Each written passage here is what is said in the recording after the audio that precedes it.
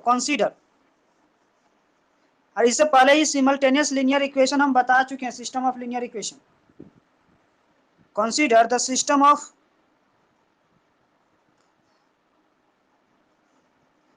Of m linear equation, m linear equation in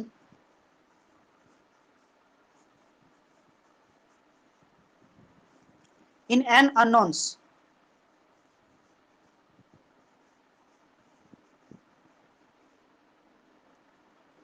ठीक है, n unknowns।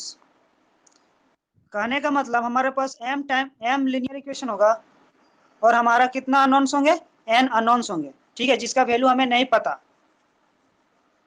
Okay, तो देखो हमारा जो इक्वेशन किस टाइप का होता है, a11 x1 plus a12 x2 plus dot dot dot plus a1n xn is equal to b1। Okay, दूसरी इक्वेशन जो होगी a21 x1 plus a22 x2 plus dot dot plus a2n xn is equal to b2। Okay, similarly हम लोग कहाँ तक जाएंगे, m तक जाएंगे, यानी कि am1 x1 plus am2 x2 plus dot dot कहाँ तक जाएगी, amn xn is equal to bn। Okay, bn तक। अब ये हमारा जो इक्वेशन है, इसी को हम लोग सिस्टम ऑफ लीनियर इक्वेशन कहते हैं, ठीक है। ये इक्वेशन, अब इस इक्वेशन को हम लोग किस तरह से लिख सकते हैं, इसको हम लोग क्या लिख सकते हैं, मैट्रिक्स फॉर्म में लिख सकते हैं। देखो किस तरह से इसको मैट्रिक्स फॉर्म में लिखेंगे। फर्स्ट ऑफ ऑल क्या लिखेंगे, this system of equation can be written as matrix, written in matrix form, ठीक है। a11 a12 dot dot dot a1n a21 a22 dot dot dot a2n, फिर यहाँ पे क्या हो जाएगी am1 am2 dot dot dot amn, ये इस फॉर्मेट में आ जाएगी ना। अब देखो ये जो हमारा वेरिएबल्स है ये कहाँ पे आ जाएगी, इसके मल्टीपल्स में हो जाएंगे।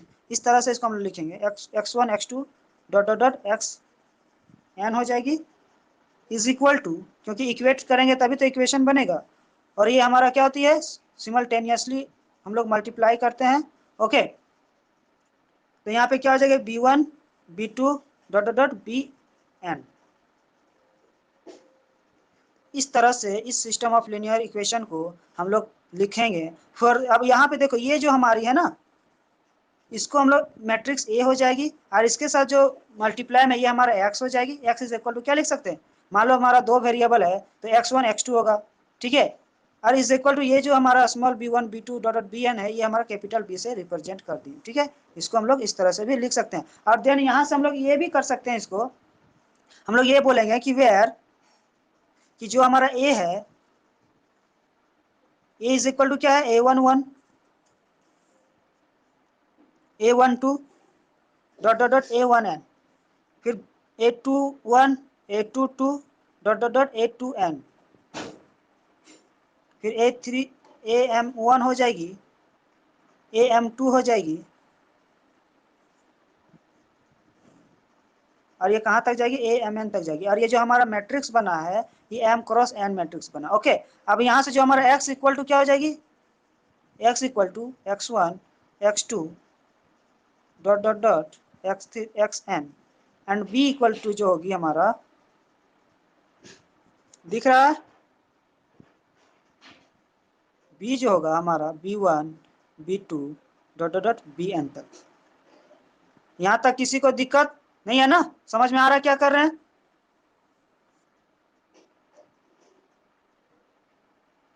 ओके, अब देखो, अब ये हमारा a हो गया जो कि मैट्रिक्स a हो गया, ये हमारा x को मतलब हमारा ये वेरिएबल जो अननोन्स बोले थे ना कि n अननोन्स है, ये हमारा अननोन जिसकी वैल्यू फाइंड करते हैं वही हमारा सॉल्यूशन हो जाती है सिस्टम ऑफ लीनियर इक्वेशन की। ओके, अब क्या करेंगे, देखो इस इक्वेशन को हम लोग इस तरह भी तो लिख सकते हैं, ax is equal to b है तो इसको हम लोग x इज इक्वल टू क्या लिख सकते हैं, a इनवर्स इंटू बी लिख सकते हैं। तो यहाँ से देखो ये जो x है हमारा solution of this system of linear equation, तो इस तरह से हम लोग सिस्टम ऑफ लीनियर इक्वेशन को फाइंड कर सकते हैं। यहाँ से हमारा क्या होगा, x इज इक्वल टू क्या, x1 x2 xn तक है। ओके, फॉर एग्जाम्पल देखो दो वेरिएबल का इक्वेशन लेते हैं, टू वेरिएबल का, तो इसको किस तरह से हम लोग अलग करेंगे, जैसे 2x plus 3y is equal to 9 है एंड 4x प्लस 3 माइनस ले लेते हैं, minus 3y is equal to 5 है। ठीक है, अब क्या करेंगे, तो देखो इसको हम लोग क्या बोलें कि जो भी वेरिएबल है उसकी कोफिशिएंट है उसको इस तरह से लिखेंगे मैट्रिक्स फॉर्म में 2 3 4 माइनस 3 एंड इसकी जो वेरिएबल है उसके साथ मल्टीप्लाई हो जाएगा, होगा ना, और इज इक्वल टू क्या होगा, ये होगा।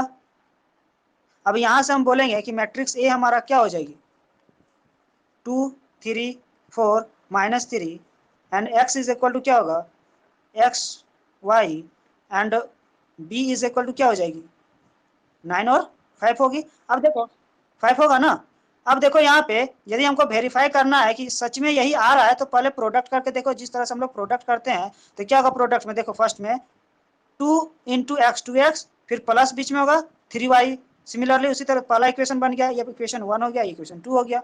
सेकंड क्या होगा 4x माइनस 3y आ गया ना, इस किसके साथ इक्वेट करना है, 9 के साथ, तो करस्पॉन्डिंगली होता है ना, मतलब इक्वेट होता है, देखो इसके साथ इसका और इसके साथ इसका, है ना, समझ में आ रहा है क्या कर रहे हैं, हेलो, कहाँ नहीं समझ में आया, देखो 2 इंटू एक्स 2x हो गया, 3 इंटू वाई 3y हो गया, तो बीच में प्लस भी होता है ना मैट्रिक मल्टीप्लीकेशन में, हेलो। अब देखो ये अब हम लोग जो ऐड करते हैं इक्वेट जैसे करते हैं तो इस ये जो हमारा किसके फर्स्ट रो में है ना, तो फर्स्ट रो के साथ इक्वेट होगा, मतलब इस तरह से तोड़ेंगे, जैसे इसको मल्टीप्लाई करेंगे तो क्या होगा 2x प्लस 3y होगा ना, और इज इक्वल टू ये कहाँ पे है, फर्स्ट रो में ही है ना, तो 9 के साथ हो जाएगी एंड यहाँ पे क्या हो जाएगा 4x minus 3y is equal to क्या होगा 5 होगा। तो देखो जो हमारा इक्वेशन था वो आ गया ना दोबारा से, तो हम यही कहना चाह रहे हैं कि इस इक्वेशन को हम लोग इस तरह से इस फॉर्मेट में भी लिख सकते हैं, और इस फॉर्मेट को लिखने के बाद यहाँ से एक्स वाई जेड का वैल्यू फाइंड कर सकते हैं। ओके, मतलब x1 x2 x3 यदि x y z दिया हुआ या फिर x1 x2 x3 इस तरह से दिया है, तो अब हमारा x तो कैसे फाइंड करते हैं, x इज इक्वल जो a x is equal to b है तो ये क्या हो जाएगा, इसका डिवाइड में आ जाएगा, आएगा ना, इस तरह से x इज इक्वल टू लिख सकते हैं b बाई a लिख सकते हैं ना, तो b बाई ए, तो a को क्या लिख सकते हैं, उसका इनवर्स हो जाएगा, होगा ना। इसी को b को यदि ऊपर लेके जाएंगे तो अभी पॉजिटिव पावर है इसके ऊपर में, तो ऊपर लेके जाते तो नेगेटिव पावर हो जाता है ना, याद है किसी को, तो जो नेगेटिव पावर होता है वही हमारा इनवर्स हो जाता है। ठीक है, तो इस तरह से ये हमारा क्रिएट हो गया। अब हम लोग बोल रहे हैं कि यदि, तो ये हमारा m क्रॉस n मैट्रिक्स हो गया।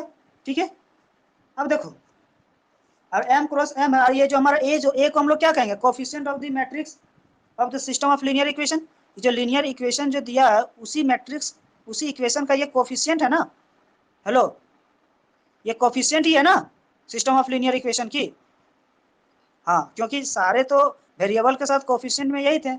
ओके, अब देखो इसको तो इस तरह से हम लोग बोलते हैं कि लिख सकते हैं यहाँ पे x is equal to A inverse equal to B, तो यहाँ से हमें इनवर्स फाइंड करने के लिए सबसे पहले क्या करना होगा, ये इसका डिटर्मिनेंट नॉन जीरो होना चाहिए, मतलब नॉन सिंगुलर होनी चाहिए, जो भी मैट्रिक्स हमारा आएगा वो क्या होगा, वो नॉन सिंगुलर होगा ना, क्योंकि यदि नॉन सिंगुलर नहीं रहा डिटर्मिनेंट तो हमारा फिर यहाँ पे एग्जिस्ट नहीं करेगा। ओके, नहीं करेगा ना, हाँ नहीं करेगा। ठीक है, अब देखो आगे बढ़ते हैं, कुछ रूल था सिस्टम ऑफ लीनियर इक्वेशन के लिए कि कंसिस्टेंट कब होगी और उसकी सॉल्यूशन यूनिक होगी कि इनफाइनाइट सॉल्यूशन होगी, तो उसके बारे में भी हम बताए थे, जो पिछले लेक्चर जो बताए थे उसमें। अभी कौन कौन गायब हो गए हैं,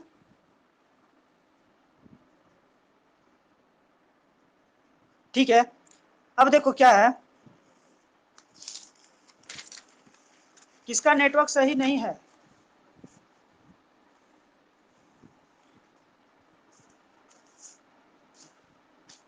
ठीक है, तो कुछ रूल था जिसमें हम लोग कंसिस्टेंसी फाइंड करते हैं कि system of linear equation consistent है। यदि कंसिस्टेंट है तो यूनिक सॉल्यूशन होगा, या तो फिर इनफाइनाइट नंबर ऑफ सॉल्यूशन होगा। दो ही सॉल्यूशन होती है, ठीक है, कंसिस्टेंसी के लिए। तो हम लोग कैसे जानेंगे कि system of linear equation consistent है या नहीं है? तो इसके लिए लिखो, तो ये तो हम लोग पता चल गया कि x इज इक्वल टू क्या लिख सकते हैं, ए इनवर्स इंटू बी। ये लिख लिए हो ना सब कोई? ठीक है, रूल देखो क्या क्या है।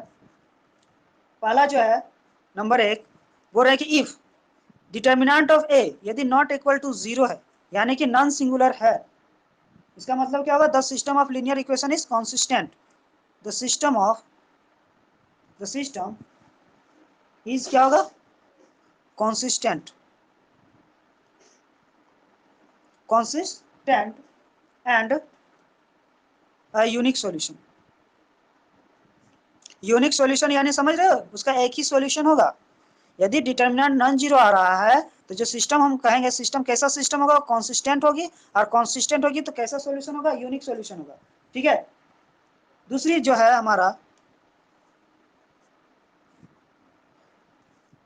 The system of equation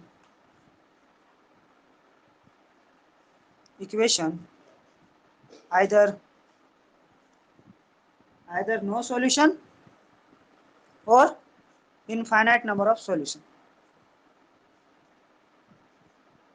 number of solution। Okay,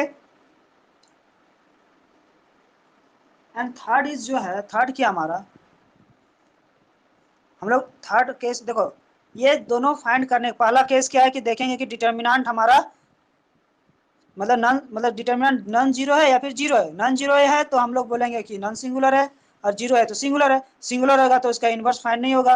ठीक है, तो नॉन जीरो है तो बोलेंगे कि सिस्टम हमारा क्या कंसिस्टेंट, और इसका यूनिक सॉल्यूशन होगा, मतलब इसका सॉल्यूशन मिलेगा एडजॉइंट ऑफ ए। ठीक है, एडजॉइंट ऑफ ए फाइंड करेंगे और उसके बाद बी से मल्टीप्लाई करेंगे, तो हमारा जो इक्वेशन आएगा, मतलब जो हमारा पहला केस कहती है कि adjoint of A into B is not equal to 0। Okay, is not equal to 0, तो बोलेंगे the system has no solution. The system has no solution. Okay, and is therefore क्या हो जाएगी? इनकॉन्सिस्टेंट। जब भी नो सॉल्यूशन होता है तो हमेशा याद रखना इनकॉन्सिस्टेंट ही होगा। ठीक है, इनकॉन्सिस्टेंट। किसी को दिक्कत, किसी को डाउट है?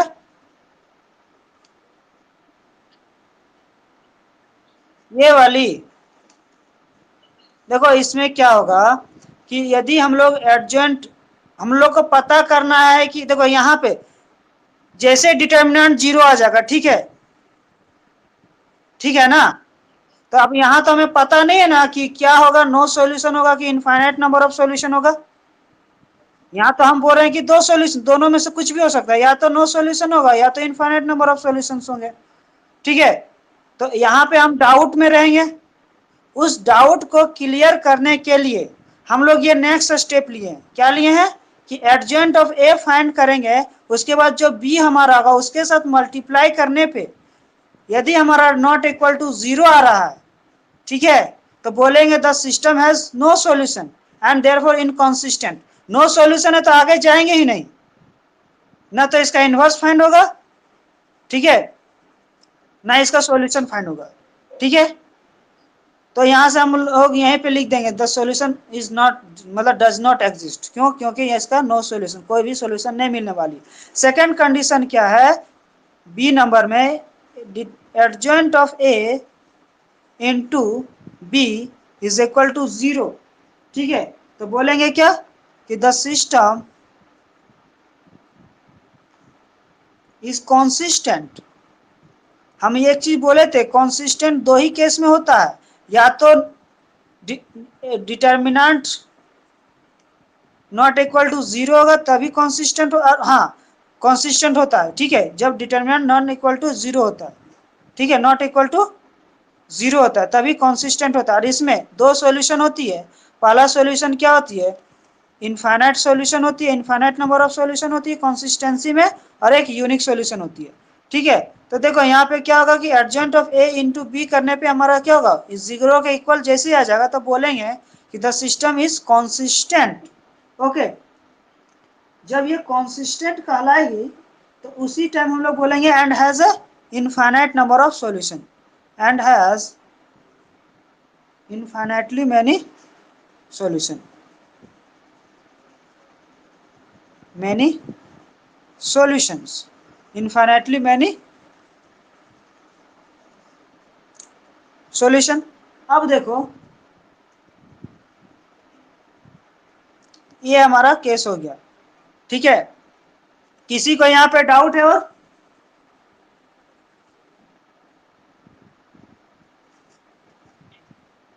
ठीक है।